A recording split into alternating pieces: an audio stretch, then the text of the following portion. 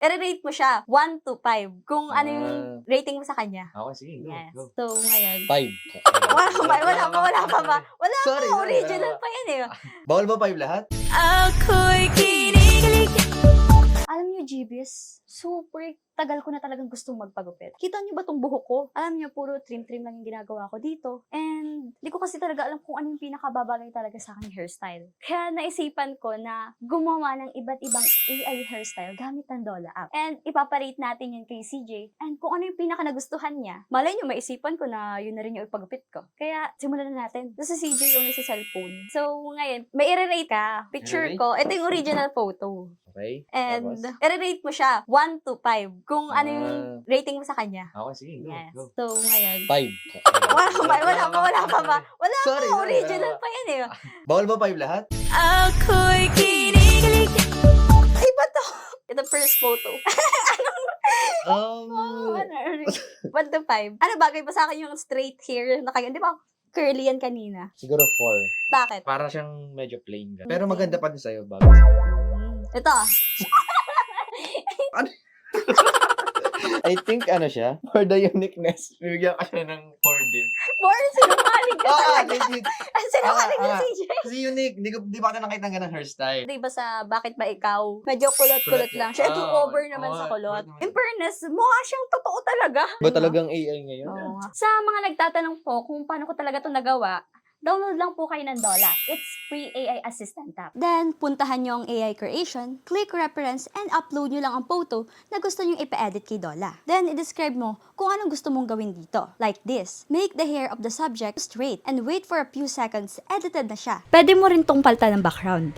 Kaya ano pang hinihintay nyo? Download na kayo mga best. It's free. Dola. Na naman, third picture. Naaalala mo na naman yung grade 6, ano? Yan ako eh! Oy. Yan ako. Hindi naman ganun kaikli. Hindi naman ganyan. Wala naman akong bangs na Oo, no? wala ka pating bangs na.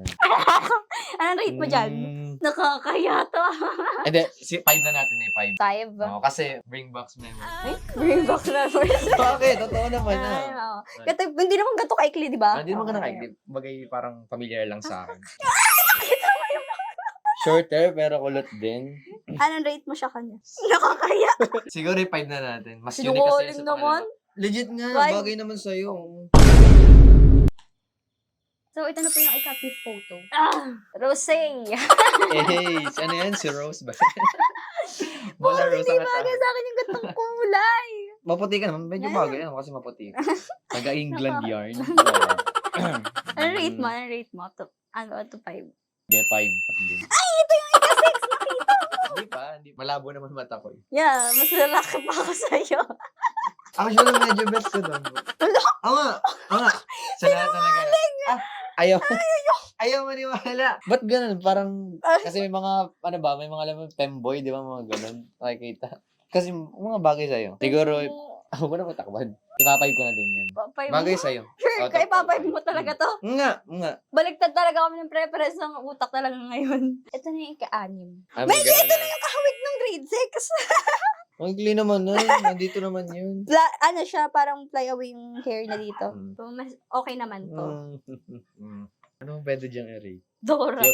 Parang katulad na nung kanina eh. Para sa'yo, ano yung rate mo? Ay, wow. Okay. Kulot, tapos may bangs. Anong rate mo? Okay, 5 din. Kasi Five. nakita Five natin din. mga bangs mo.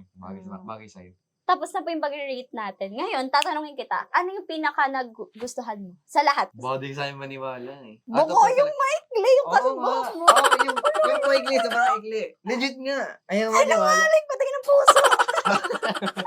Tingnan mo. Gusto mo lang ako tama. ma-downgrade dito Uy, eh. hindi. Legit nga.